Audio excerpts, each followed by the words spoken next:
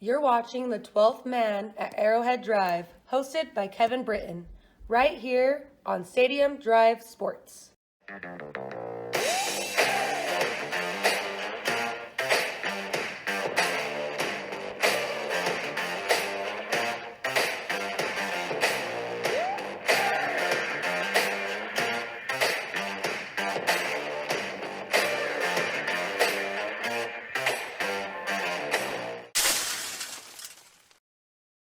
What's going on, everybody, and welcome to the premiere of Stadium Drive Sports. This is the 12th Man at Arrowhead Drive. I am your host, Kevin Britton. I will be bringing you all of your Chiefs content all year long right here. So make sure that you tune in, make sure you subscribe, like if you like the content, and let's go ahead and hop into this today. So today we're going to be talking about the Chiefs' defensive roster. We're also going to be looking at the potential overhaul that could be occurring with our pending free agents, potential cuts, who are we going to re-sign and keep around after this new league year starts on March the 16th. But before we jump into it, I do want to introduce my guest I have on the show for our debut today. He is the host of the Royal Way here on Stadium Drive Sports, bringing you all of your Royals content every Monday, every Thursday. He is also one half of the Combo Show every Friday and the Combo Show live every Tuesday at 8:30 p.m. Scratch that, 8 o'clock p.m. Central Time. He is our resident Royals expert. He is Sean Barr. Hey, what's going on, Kev? It's cool to be here with you. I'm looking forward to giving these fans a one-of-a-kind experience when it comes to this Royals coverage. It's going to be good for Absolutely. anyone who's just catching up and for the one who's an avid fan as well. Absolutely, man. I appreciate you having the time to come on with me. Very much appreciate you having the time to come on. How's your day going so far, man? Oh, it's going great. This feels like everybody that I talk to about the Royals is just waiting in anticipation for spring training to begin. Yeah, now it's just a matter of when, right? Yeah, they're talking March 5th, but they're going to go over it tomorrow, and we'll see what they come up with. The CBA, and the collective bargaining agreement is a touchy thing because it's all about money. We're figuring out how to pay the players and keep the owners satisfied as well. So we'll see what happens. For sure. Make sure you guys tune in here on Stadium Drive Sports every Monday and Thursday to catch Sean on the Royal Way. He will keep you up to date so that you know what's going on with the lockout and when spring training could potentially be starting. So make sure you guys tune in for that. But Sean, today we're going to be talking about the defensive roster and the overhaul that we could be looking at as the new league year approaches us. So I kind of wanted to start off by just going over the roster, that we have as of right now. And I'd like to just get your feedback. Take out of consideration how much people are getting paid, what their contracts look like, and just kind of look at their play on the field. I'm going to go through the roster, and then I want you to let me know after that, like where you see strengths, where you see weaknesses at. You cool with that? Sure. All right, perfect. So I'm just going to go right across the defensive line first. So at defensive end, we have Frank Clark. Defensive tackles, we have Jerron Reed and Chris Jones. On the other defensive end, we have Melvin Ingram. And then our linebacking core, Anthony Hitchens, Nick Bolton, Willie Gay. And then at corners, we have L'Jarius Sneed, Charvarius Ward. Safeties, we have Tyrann Mathieu and Juan Thornhill. Now, I want to touch on some of the rotational and situational players real quick as well. Defensive end, we have Alex Okafor and Mike Dana. We have defensive tackles Derek Nottie and Tershawn Wharton. Ben Neiman at linebacker. And then our corners, we have Rashad Fenton, Mike Hughes, DeAndre Baker. And then at safety, Daniel Sorensen. So after a quick rundown there, Sean, where do you see areas for improvement based on who is on that list? And what spots do you think are currently strengths? I'm going to have to go down in this order from top to bottom. Linebacking core looks great. I put them number one. Number two would be the defensive line. Number 3 would be the cornerbacks when it comes to the secondary, and then safeties would be, last. So, of course, I would probably say our main concern would be in that deep secondary. Makes sense for sure. Like, I think Matthew's still a good player. I feel like he's shying away from contact compared to what he used to. Yeah. Thornhill never quite regained form after the injury. He had a great rookie year, but hasn't really gotten back to that level. And Dan Sorensen is hot garbage, in my opinion. Him being on the field is never a good thing. So I definitely get where you're coming from. And then you said linebackers as your top. And I'm guessing that's probably not because of Ben Neiman. Probably not so much because of Anthony Hitchens, but it's the two young guns, right? Bolton and Gay. That's absolutely correct. Yeah, okay. Spot on with that. So now let's take a little look at what this roster could look like as of March 16th or thereafter when the new league year starts, okay? Now, I am going to be operating off of the assumption that Frank Clark is released. Way too much money tied into him. If we release him and we do a post-June 1st cut on him, we're looking at about a $20 million savings in salary cap this year, which I think is an absolute must for us because right now we're only at a couple million under the cap. I'm also going to operate off the assumption that Anthony Hitchens is also let go due to contract. We can release him. Doesn't even have to be post-June 1st. We release him and get, I believe, $8 million. Back in salary cap. And I don't think either one of them are living up to what they're being paid or even just to be starters on this team at this point. So operating off of that assumption, I'm going to tell you what our defensive starters look like next year. You ready? Yep. All right. Defensive tackle, Chris Jones. Linebacker, Nick Bolton, Willie Gay. Cornerback, L'Jarius Sneed. Safety, Juan Thornhill. Short list. A very short list, right? And then of some of our rotational or situational players, we still will have Mike Dana. We'll also be getting Joshua Kando back from injury this upcoming year. Defensive tackle, Tershawn Wharton. No extra linebackers. Cornerback, Rashad Fenton and DeAndre Baker. DeAndre Baker is a restricted or a exclusive rights free agent, so I expect him to be back. And then no other safety, so literally Juan Thornhill is our only safety. So you mentioned safety being kind of a need that we need to address based on who we already had.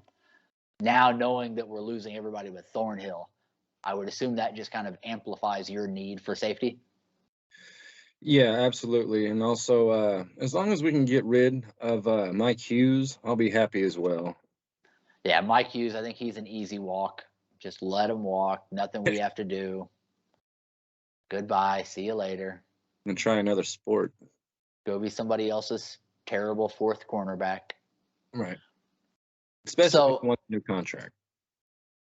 Yeah, no, I mean, he'll sign. Somewhere's going to sign him. He's a veteran. He'll sign somewhere for, kind of a vet minimum 1-year deal, I would assume. Yeah. But he doesn't bring anything to the table, special teams, anything like that. So there's just no reason I see for the Chiefs to bring him back. Now, when I'm looking at the expected roster going into next year, if we weren't to re-sign any of these potential free agents and we made the cuts that I expect of Clark and Hitchens, we're going to be going into next year with our only real defensive ends being Mike Dana and Joshua Kando. Okay? Yeah. Dana, I think he's going to be a lifelong rotational player, never a starter. Kando has a lot of room to grow to be able to get there, so that's no time soon. So defensive end to me has to be number one priority going into next year. Not only are we losing both of our starters, but we also just didn't have a good pass rush this year anyway.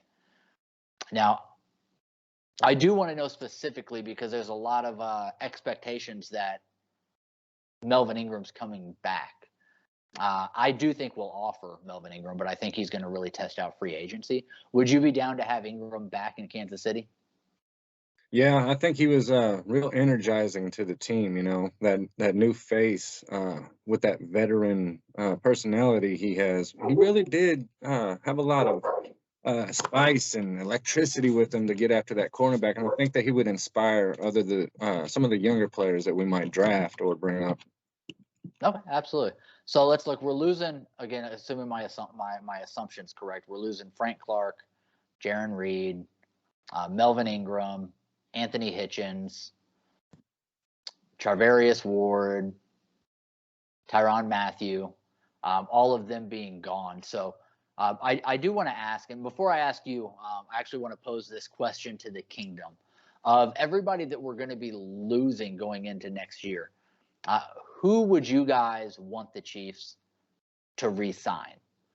So post that down in the comments. Let me know who you want the Chiefs to re-sign off of this defensive roster. Sean, let me pose that question to you real quick.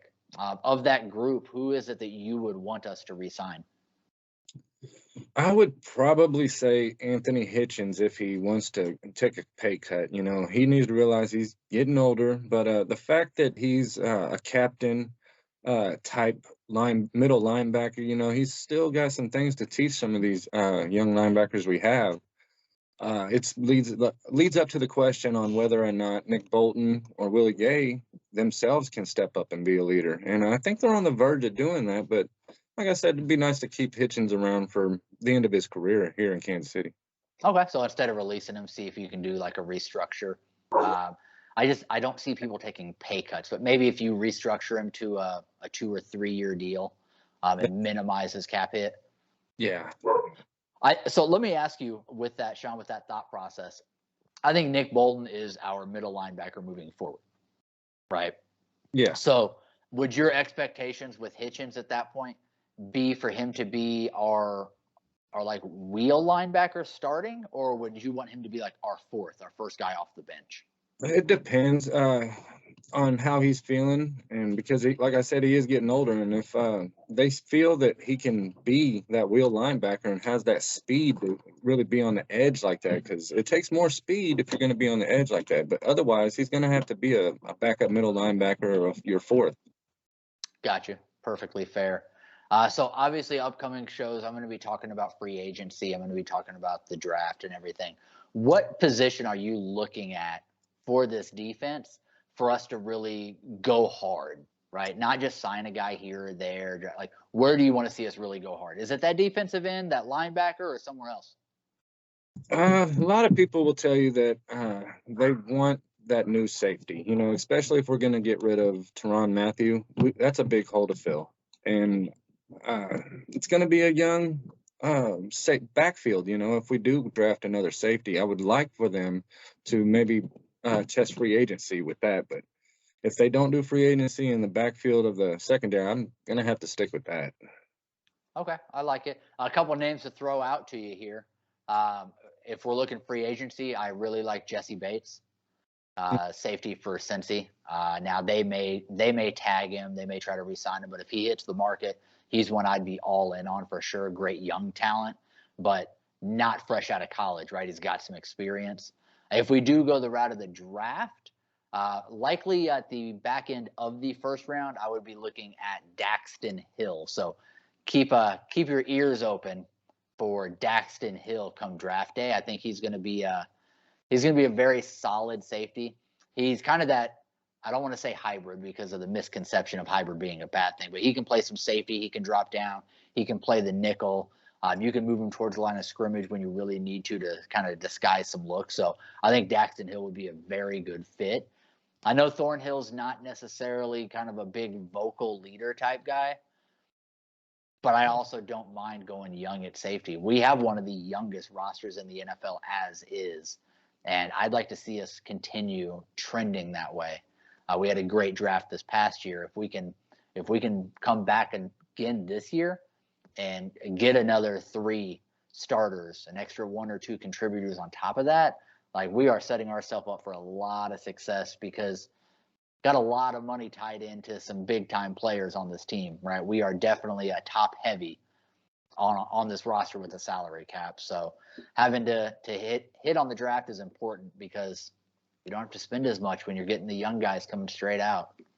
Absolutely. It seems like we're going to have some extra money to work with if we do go the way of getting rid of Hitchens and Clark. But yeah, it is very important to fill those holes when you can in the draft because, like you said, it saves a lot of money. Yeah, no doubt about it. Now, I want to play a quick game before we get out of here, Sean. You okay with that? Oh yeah, let's go. All right. So the game is called Are You In or Are You Out? All right. So I'm going to ask you one question, and then I'm going to pose it to you for different players. You just let me know if you're in or if you are out on the idea, and I'll kind of give you my info on what I think as well. All right. All right. So the question is, the Chiefs bring back this player. Are you in or are you out? Frank Clark. I'm gonna have to say I'm out. I'm going to 100% agree. Just that contract is just ridiculous, and with his off-field shenanigans with the gun charge, it brings on an easy excuse on why we can cut him. And the Yeah. Chiefs do that with with Hunt and anybody else who's got in trouble with the law. Very true. Yeah, I'm definitely I'm out on Frank Clark. That contract's just too large. The production isn't there.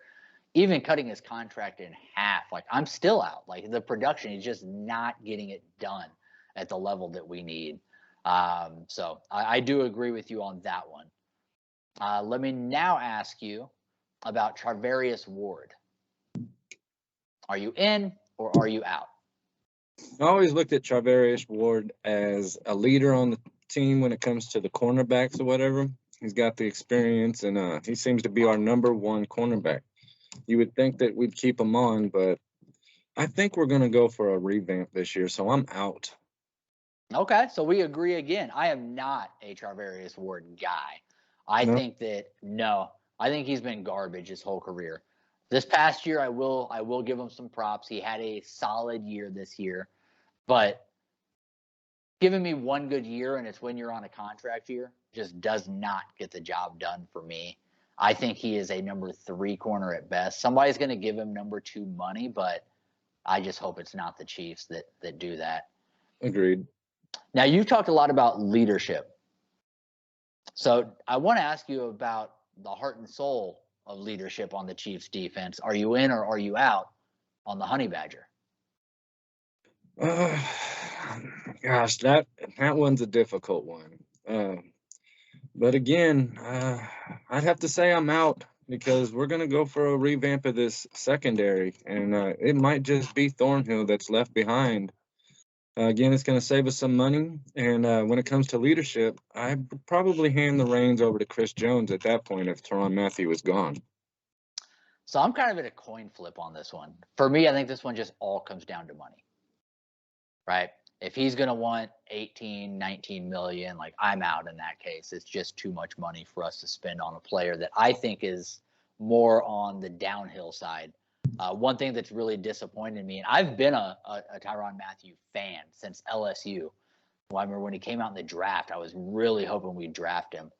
We didn't. I was still a fan of his through his time with the Texans, with the Cardinals. Like I've always been a Mathieu guy, but for the last year and a half to 2 years, I've noticed so many times that there will be a tackle made, 2-3 people in on the tackle, and Mathieu is always the guy standing up at the edge of the pile. Yeah, just run right up and then stop and then look down at it. I've seen it at the goal line. Instead of really going for it and trying to stop them just short, he just kind of olays them on in, like, oh, you're in. He definitely seems to be, in my opinion, shying away from contact. And again, that's why I would be out on him. Now, he would need to take a pretty big pay cut for me compared to what I think he'll get other places. Like I would need it to be 15 or less a year for me to bring him back. I would expect someone to sign him, though. He's a big name in the league. He could really be a leader on somebody's defense. So that's why I don't really see us keeping him as well. Yeah. I don't disagree with you. Don't disagree with you at all. Now a couple that I think Chiefs Kingdom might kind of laugh at just the thought of. Are you in or are you out on bringing back Ben Neiman? Gosh, everybody looks at that guy like we just brought him up from the practice squad the game before, but you keep seeing him on the field. Andy Reid sees something in this guy that we might not see during practice. You know, he might be the hardest nosed guy on the field, but when it comes to game time, we all just hope he can make the tackle, and he just seems like he's trying to fit in, you know. And if he hasn't fit in yet, he's never gonna fit in. Are you in or are you out on bringing back Dirty Dan Sorensen? Same situation. He's gotta go. We've heard so much speculative talk during the season about Dan Sorensen. Those guys are supposed to be quiet. You're not supposed to hear about the names on the defense like that. If you haven't heard the name being brought up, well, then he's locking down his receiver and he's doing his job. Who gets beat on the play the most? Mike Hughes and Dan Sorensen. So, take it. So I obviously won't even ask you about Mike Hughes. I know your stance on Mike Hughes. You've made that one pretty clear. Yeah. My last one for you. Defensive tackle, Derek Nottie. Are you in or are you out? Well, I don't know. He keeps getting injured. We've got some good names like Dana and some other guys that we can bring up as well. Wharton. Yeah. He's good as well. We can plug in some people in his position. So I'd like to see more from him. But yeah, I'm out. Okay. I am absolutely in on Derek Nottie. I think his run defense is second to none on this roster. As much hype as Chris Jones gets, Yeah. Derek Nottie is the run stuffer on this team. I don't think he would be too expensive. You know, he's not a frontline starter. He's much more of a situational guy, but an impactful situational guy. And I definitely want to see us extend an offer, a legitimate competitive offer to Derek Nottie. Maybe 3-year deal, bring him back, continue to have that rotation on the front line. So I am absolutely in on Derek Nottie. So as we can see, Sean, we are looking at an overhaul that is going to be coming to this defense. We are going to be losing about 11 players if we don't re-sign any. That is the equivalent of a starting lineup on the defensive side of the ball. Any last thoughts on this defensive unit, Sean? Oh, not much. You know, I think we hit it to where our point is there's going to be a lot of moving and shaking, and it's really going to be kind of hard to tell who we keep, what money we want to save here and there. What it's going to come down to, I think, is going youth. We're going to go for kind of a youth movement in order to help Mahomes out for the years to come. So I think the draft is just the most exciting thing about our change and how much it's going to affect our starting lineup on the defensive side of the ball. Agree completely. I'm definitely excited for this offseason. Off seasons are exciting because of movement. With the amount of pending free agents, potential cuts that we have, we should be seeing a whole lot of movement going on this defensive side of the ball. Not only free agency, but as you mentioned, I think we are draft heavy on the defensive side as well. So that is all the time we have for today. Sean, before we run, let them know again where they can catch you at. They can always catch me on every single Monday. Right there in the morning around 9 o'clock, we'll have an episode. And on Thursdays, it's usually the off days when it comes to the Royal schedule. So be sure to catch the Royal Way during those times and days. Absolutely. So make sure you guys tune in tomorrow to the Royal Way here on Stadium Drive Sports to catch your Royals content from Sean Barr. And also make sure you guys tune in this coming Tuesday at 8 p.m. Central Time for the Combo Show live as me and Sean let the Royals and Chiefs worlds collide. But again, I appreciate you guys tuning in. If you guys like the content of the show, please go ahead and subscribe to the channel and also hit that like button and leave us some comments down below. We want to get to know you. We want you to get to know us through our journey here with the Chiefs and Royals. Again, appreciate you guys tuning into the 12th Man at Arrowhead Drive here on Stadium Drive Sports. Until next time. Go Chiefs!